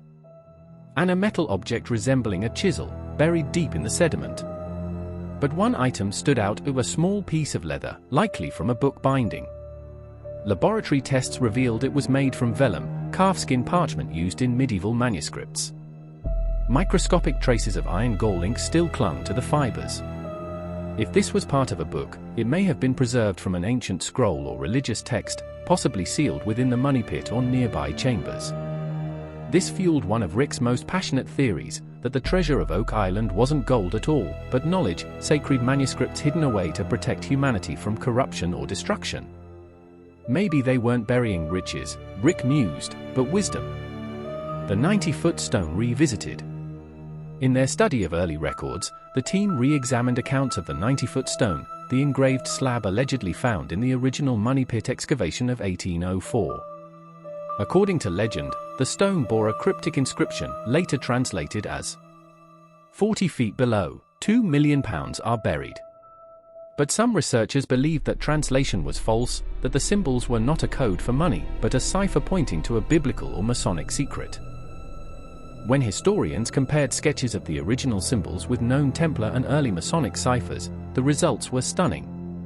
Several matched Latin shorthand used by monastic scribes, others resembled Hebrew characters and alchemical symbols. The implication? The message may not have been about wealth at all, but about a sacred deposit guarded for centuries. Unfortunately, the original stone disappeared in the 1800s, lost or stolen. But the legend of its inscription continued to guide the modern search. Rick believed its disappearance was no accident. Someone didn't want the truth deciphered, he said. Maybe they feared what it would reveal. Ancient connections and global theories. By late 2018, Oak Island had become a nexus of competing theories, each more astonishing than the last. The Templar theory, that fugitive Knights Templar sailed west with holy relics, including perhaps the Holy Grail or Ark of the Covenant, and buried them beneath Oak Island. The Shakespearean theory, that the lost manuscripts of William Shakespeare, encoded with Rosicrucian symbols, were hidden in the money pit by Sir Francis Bacon's secret society. The French royal theory, that the exiled French crown jewels or documents from Marie Antoinette were smuggled to the New World. The Spanish galleon theory, that a treasure-laden ship sank nearby and its cargo was buried to prevent discovery. The biblical theory, that ancient relics connected to Solomon's temple, carried through the Crusades, were entombed beneath the island as a divine trust. Each theory found fragments of evidence on the island, but none could yet tell the full story. Still, one thing became clear: Oak Island wasn't a random spot. It was chosen, engineered, and possibly sanctified for a reason. Personal toll and perseverance. Despite the breakthroughs, progress was slow and grueling. Machinery broke down. Wells collapsed. Permits delayed work. The team faced constant challenges, financial, physical, and emotional. But through it all, their unity never faltered. The camaraderie between Rick, Marty, and their team became the emotional core of the entire saga. They laughed together, argued, prayed, and sometimes wept, bound by the belief that destiny had chosen them to carry this search forward. Rick once said during filming, standing beside the swamp at sunset, "Every time I feel like giving up, I remember all those who came before us, who gave their lives for this mystery. We owe it to them to see it through." A message in the mud. Near the end of the 2018 season, as seismic scanning of the Money Pit area expanded, the team detected a massive underground void, roughly 30 by 50 feet, at a depth of over 170 feet.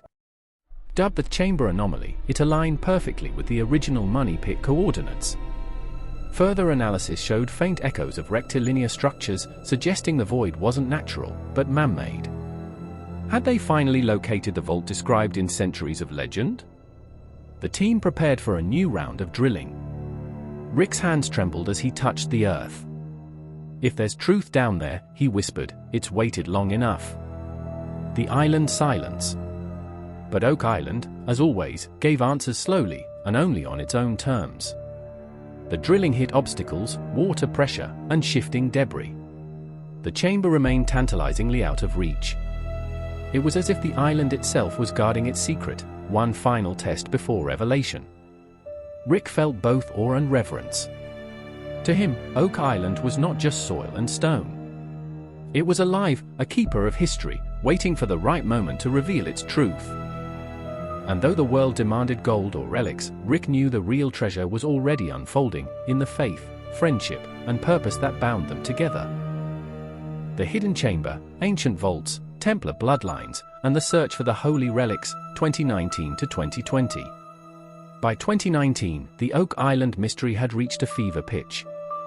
The discoveries of the past few years, the Lead Cross, the Smith's Cove flood tunnels, the swamp anomalies, and the underground voids, had turned what was once a local legend into a global archaeological quest.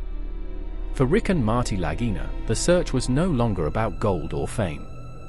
It had become a calling, a mission to uncover a secret that had defied the world for more than 2 centuries.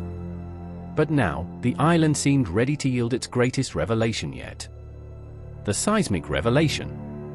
At the start of the 2019 season, geophysical engineer Craig Tester and his seismic team deployed the most advanced seismic survey ever used on Oak Island.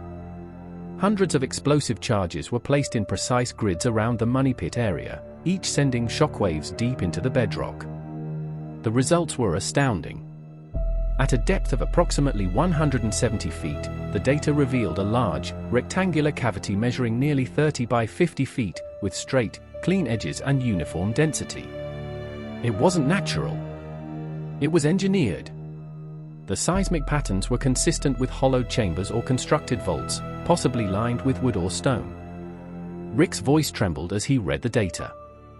This could be it. The vault they've talked about for 200 years. For the first time, modern science had confirmed what legends had claimed since 1795, there was something unnatural and massive buried deep beneath Oak Island. The final blessing of Dan Blankenship. Before the new excavation began, the team visited the home of Dan Blankenship one last time. The old man, frail but lucid, had been the island's guardian since the 1960s. His eyes gleamed with the same determination he had carried for half a century. He took Rick's hand and said quietly, "You'll find it, Rick. You've already found more than you know." A few weeks later, Dan passed away peacefully. The island's longest-standing sentinel was gone. Rick and Marty dedicated the next phase of their work to him, the man who never gave up. When they resumed drilling, it was no longer just an excavation. It was a tribute, a promise to continue what Dan had begun. Drilling toward the chamber. Armed with the seismic coordinates, the team began drilling into the money pit area using a massive sonic drill rig capable of cutting through rock while extracting intact core samples. Every few feet, the crew would haul up long cylinders of sediment and stone, the history of Oak Island preserved in layers. At 102 feet, they hit old timbers, hand-hewn, not natural. At 140 feet, they found fragments of charcoal and pottery. And at 170 feet, the drill suddenly dropped several inches with a hollow echo. It had broken into empty space. The sound reverberated through the shaft. Everyone fell silent. When the core sample was pulled up, it contained chunks of wood unlike any seen before, blackened, ancient, and coated in a fine, mysterious residue. Tests would later show that the wood dated back over 500 years, possibly to the late 1400s. The team had officially reached the chamber anomaly. But the pressure was too great to risk human entry. Instead, they lowered a camera probe into the narrow borehole. As the lens descended, it caught something incredible, the reflection of metallic glints among the stones. Some believed it was gold, others thought it could be religious artifacts, coins, or even metal fittings from a chest. The footage was murky, but one thing was clear. Something lay down there, something intentionally placed and preserved. The Stone Road. While the chamber discovery electrified the world, another breakthrough unfolded near the swamp. Archaeologist Laird Niven and the field team unearthed a massive stone-paved road, stretching from the edge of the swamp toward the uplands near the money pit. The stones were large, flat, and deliberately set, forming what appeared to be a causeway. Carbon dating of material trapped beneath the stones indicated a construction date between 1200 and 1600 AD, centuries before any European colonization of Nova Scotia. The sheer scale and precision suggested a major operation, possibly used to transport heavy materials or treasure chests from ships inland. As Rick walked the exposed section, he whispered, "Whoever did this had resources, manpower, and purpose. They didn't just bury treasure, they built a fortress around it." The stone road connected multiple key sites, the swamp, the money pit, and a mysterious clearing aligned with Nolan's cross. If followed correctly, it seemed to trace a sacred geometric pattern, possibly marking the route of the builders themselves. Templar relics and French bloodlines. The discoveries reignited one of Oak Island's most profound theories, that the Knights Templar, after being expelled from Europe in the early 1300s, had fled across the Atlantic carrying their greatest treasures and secrets. But in 2019, researchers found genealogical and historical evidence suggesting that descendants of French Templar families, including members of the La Rochelle and Sinclair bloodlines, had settled in parts of Scotland and later funded early voyages to North America. The Sinclairs, builders of Rosslyn Chapel, were known to have possessed maps and maritime knowledge linking them to the New World as early as the 14th century. Rosslyn Chapel itself was rumored to contain carvings of corn and aloe plants, native only to the Americas, decades before Columbus's voyage. The Sinclair family crest bore a cross almost identical to the lead cross found on Oak Island. Could descendants of these bloodlines have led an expedition to Nova Scotia, bringing sacred relics from the Old World, relics they believed must be hidden until a future time? The connection was too strong to ignore. As Rick told the team, maybe they brought something here not to hide from the world, but to protect until the world was ready. The Ark and the Grail. Among historians and theologians, whispers grew louder that Oak Island might be the resting place of one of Christianity's most legendary relics, perhaps even the Ark of the Covenant or the Holy Grail. The theory wasn't new, but the geometry, artifacts, and timing made it increasingly plausible. According to Templar legend, when the order was disbanded in 1307, many members escaped with sacred relics rescued from Jerusalem's Temple Mount during the Crusades. These were said to include the menorah, the Ark, or scrolls of Solomon's wisdom, all of which vanished from historical record. If the Templars fled west under the Sinclair banner, their voyage may have ended in Mahone Bay, where Oak Island's complex tunnels and traps were built to guard the relics.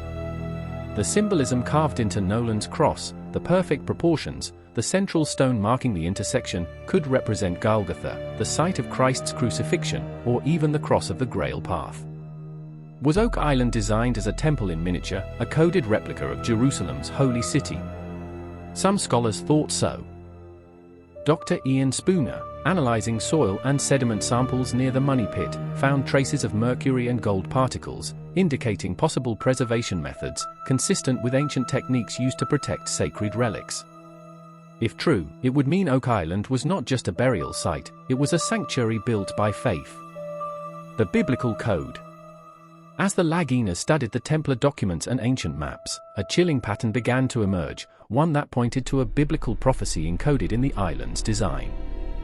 When overlaying Nolan's cross with the island's contour map, the central axis pointed precisely toward Jerusalem's latitude, and the stones aligned with the angle of the sunrise on Easter morning. Mathematicians confirmed that this alignment was deliberate, not coincidence. Could the builders have designed Oak Island as a spiritual compass, connecting the old world to the new, a physical symbol of the resurrection and the coming of light after darkness? One Latin phrase recovered from Zena Halpern's documents echoed this possibility. In Novo Mundo Lux Resurgit, in the new world, the light shall rise again. To Rick, it meant one thing: the builders believed Oak Island would one day reveal divine truth. "This isn't just a mystery," he said in awe. "It's a message, carved into the earth itself." Faith and fracture. The emotional weight of the search grew heavier as the island continued to resist complete revelation. Floods returned to the money pit shafts, drilling rigs jammed, and machinery failures delayed operations. The swamp grew unstable, forcing the team to halt dives. Each setback felt personal. Each obstacle, almost intentional. Rick often reflected aloud. Maybe we're only allowed to see what we're ready to see. Maybe the island decides when it's time. The team's determination remained unbroken, but the toll was visible: exhaustion, frustration, and grief. Yet in every setback, they found a spark of faith. At Dan Blankenship's memorial that year, Marty said, "Dan taught us that Oak Island isn't about treasure. It's about perseverance, belief, and legacy. It's about finishing the work started by those before us." The crowd, standing beneath the waving pines, knew that no gold could match the weight of those words. A glimpse into the vault. By late 2020, as the world slowed during the global pandemic, the team used remote drilling technology to continue the search within the chamber anomaly. This time, they recovered fragments that would electrify historians. Among the core samples were parchment fibers, again showing traces of ink. Tiny bits of metal, possibly gold leaf or gilding. And a small fragment of bone, human, ancient, and well-preserved. DNA testing was inconclusive but suggested European origin. The implications were staggering. Had the builders entombed not just artifacts, but the remains of someone significant, perhaps a Templar, or even a guardian of the relic itself? It appeared the chamber might not just be a vault, but a tomb. A tomb built with reverence, sealed in secrecy, and designed to last forever. Legacy of Light. As the 2020 season closed, the Lagina brothers stood together overlooking the island, the mist rolling across the trees, the water calm as glass. They had not yet uncovered the treasure, but they had uncovered something greater.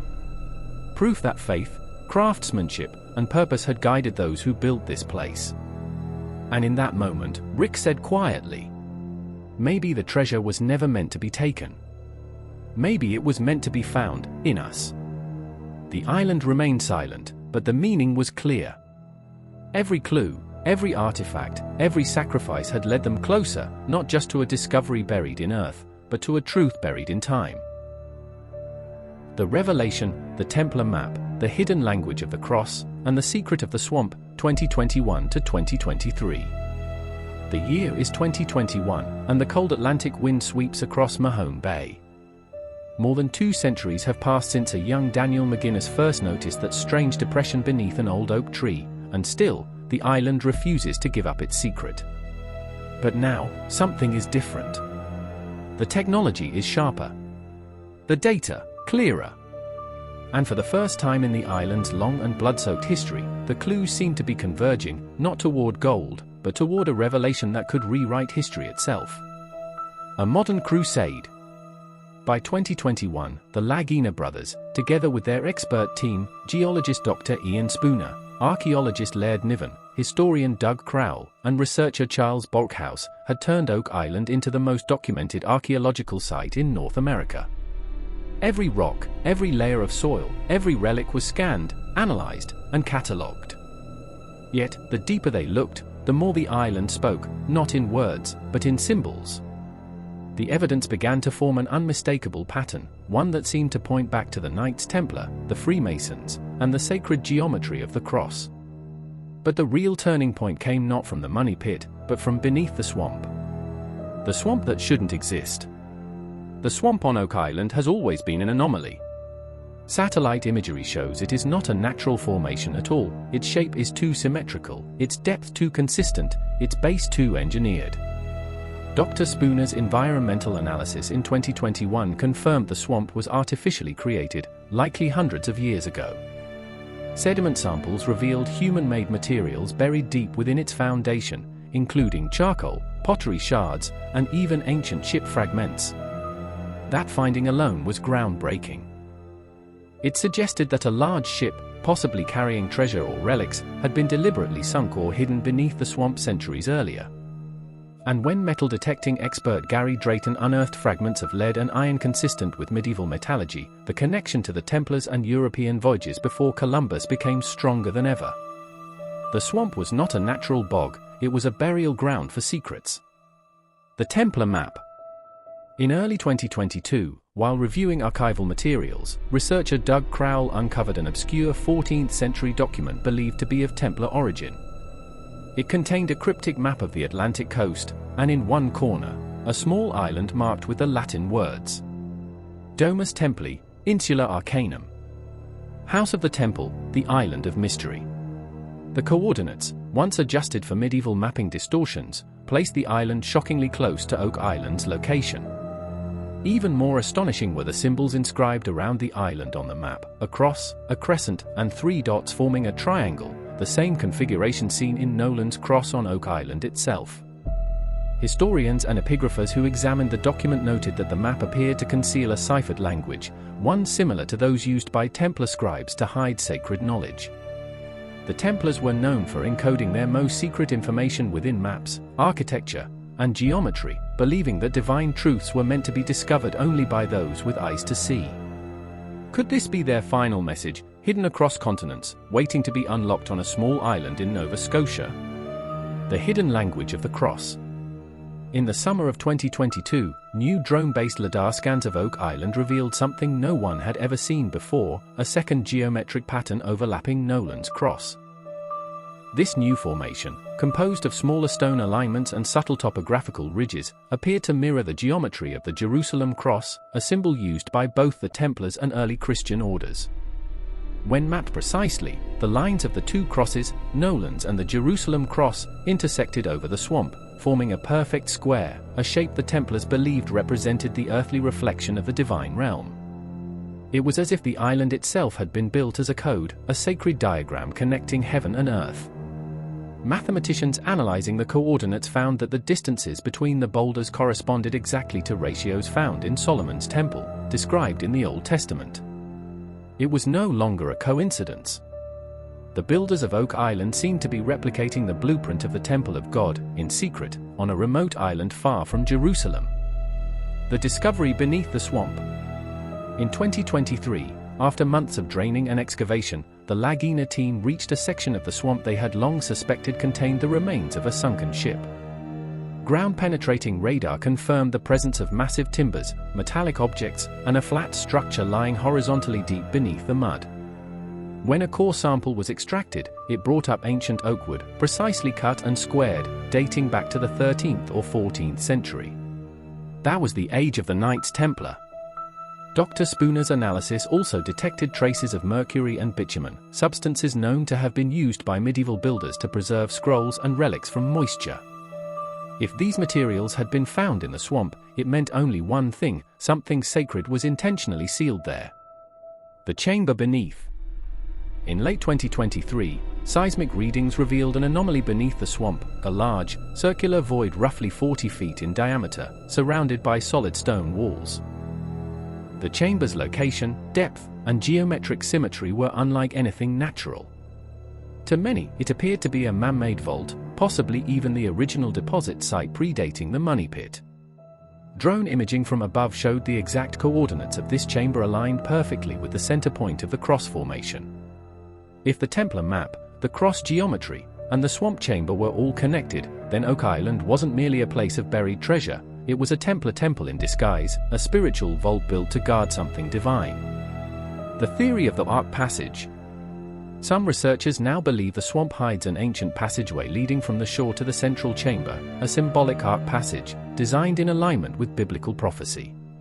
According to this theory, the builders, possibly Templar survivors from France or Portugal, transported sacred relics from the Holy Land across the Atlantic, hiding them in a chamber modeled after the Holy of Holies, the inner sanctum of Solomon's temple.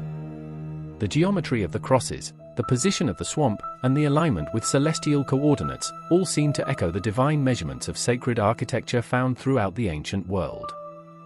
Whether they hid the Ark of the Covenant, the Grail, or the Lost Scrolls of Solomon, one thing is clear: the builders saw Oak Island as more than a refuge. They saw it as holy ground. The prophecy of 7. And still, the curse lingers. 6 men have died in pursuit of the island's secret.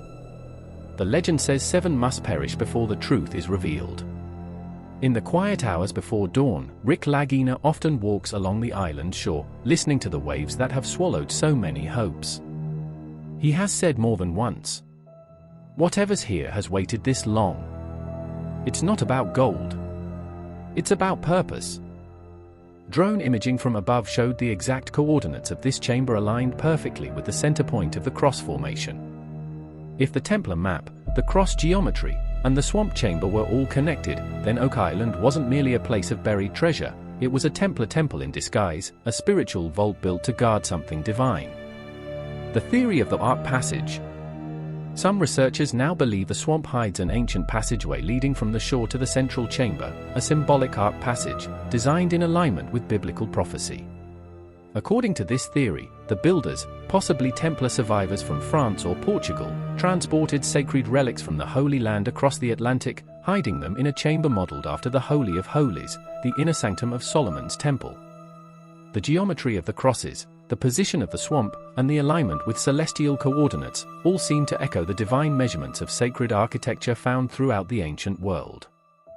Whether they hid the Ark of the Covenant, the Grail, or the Lost Scrolls of Solomon, one thing is clear: the builders saw Oak Island as more than a refuge.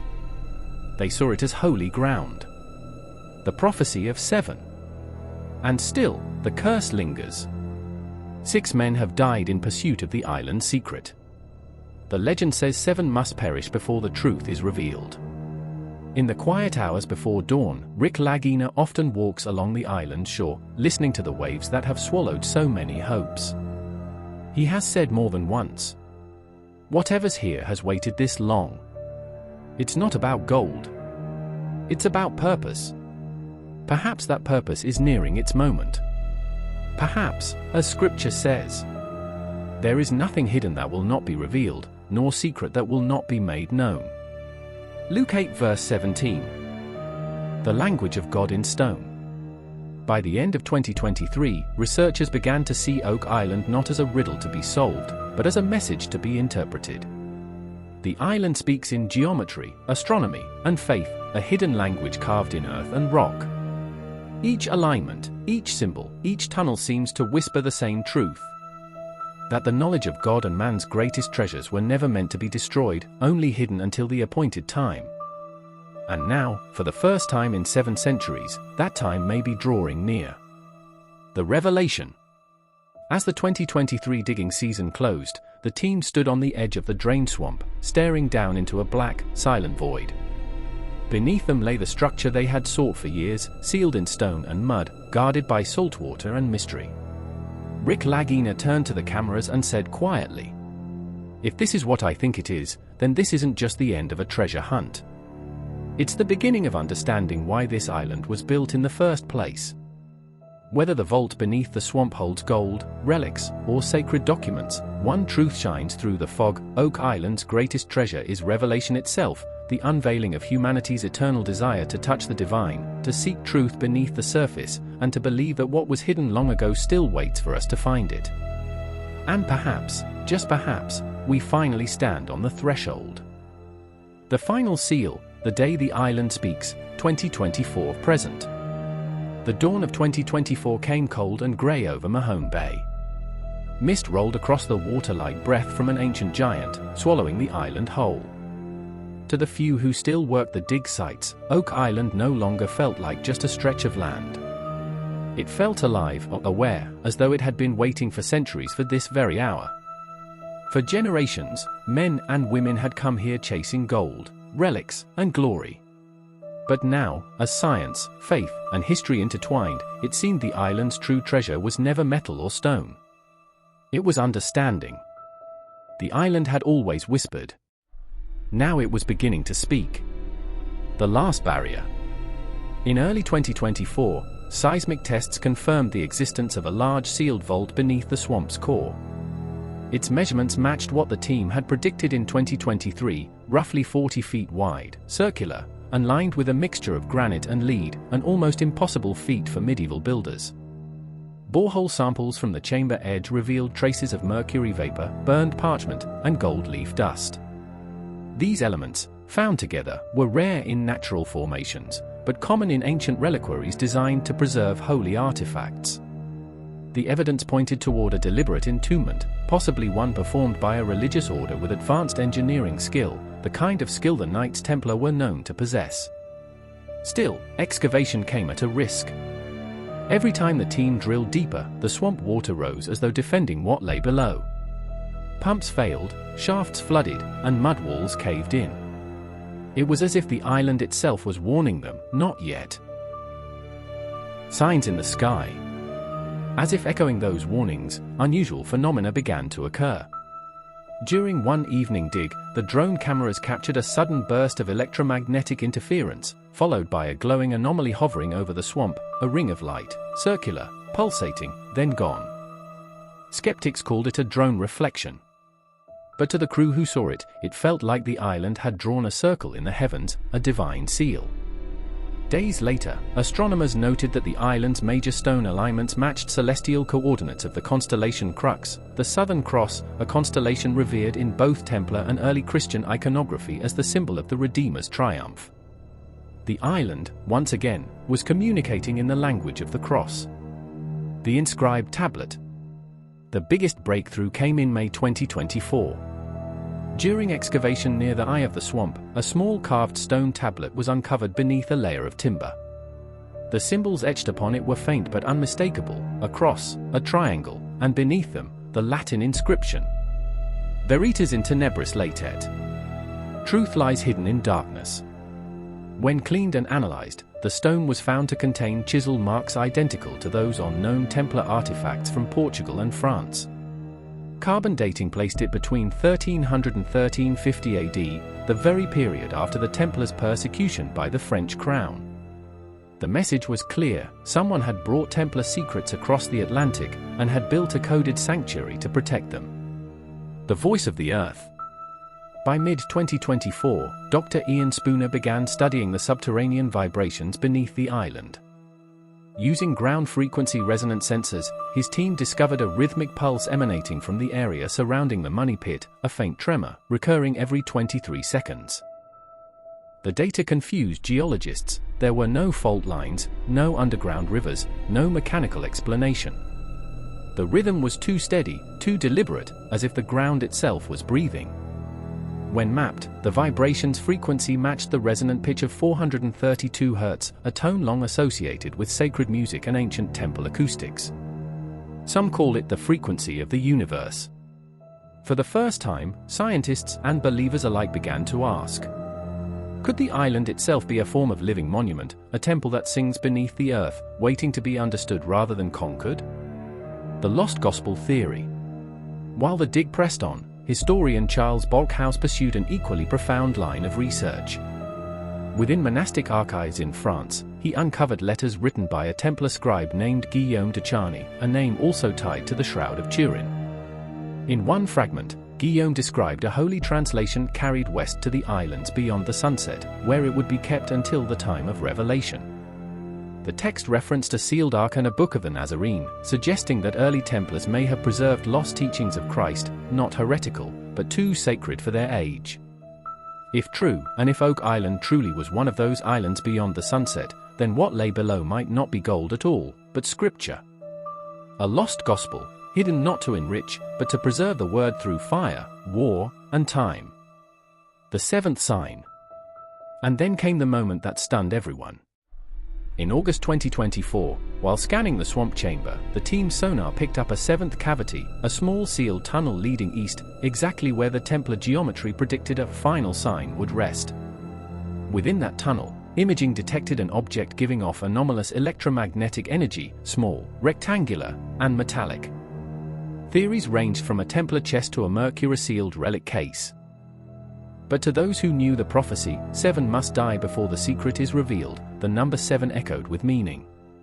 6 lives had already been lost to the island. Was this 7th sign the island's signal that its time had come to speak? The moment of revelation. In October 2024, under strict environmental controls, the chamber was breached with a small core drill. Cameras descended into the darkness, and there, for the first time, human eyes beheld a sealed vault of stone and lead. The chamber walls bore cross engravings and Masonic angles, the geometry nearly perfect. At its center stood a rectangular container, partially submerged, coated in bitumen. On its surface, faint inscriptions read, Deus Absconditus. The hidden god. The team froze. They did not open it, not yet. The government required a preservation plan, and the team, out of reverence and caution, halted work for the season. But in that stillness, everyone felt the same thing, that the island had finally answered. It had given its voice. What the island teaches. As the 2024 season closed, Rick Lagina stood once more at the edge of the swamp. Behind him were years of struggle, laughter, loss, and faith. Ahead of him was an unopened vault and a mystery that had outlived empires. He said quietly to the camera, "We came here looking for treasure. But maybe the treasure was never meant to be taken. Maybe it was meant to remind us what faith looks like, the kind that keeps digging even when you can't see the gold." The Oak Island mystery had begun as a legend of riches and ended as a parable of endurance, of mankind's endless search for truth, purpose, and the divine spark hidden in the mud of time. The day the island speaks. The story is not finished. Even now, as archaeologists prepare new studies for 2025, Oak Island remains silent yet alive. Perhaps one day the vault will be opened. Perhaps it will hold gold, or parchment, or something so far beyond our imagination that it will change how we see the past forever. But perhaps, too, the island has already spoken, through symbols, geometry, scripture, and the faith of those who refuse to give up. Because every era needs its mystery, and every mystery, in time, becomes revelation. And when that revelation finally comes, it may not be the island that changes. It may be us.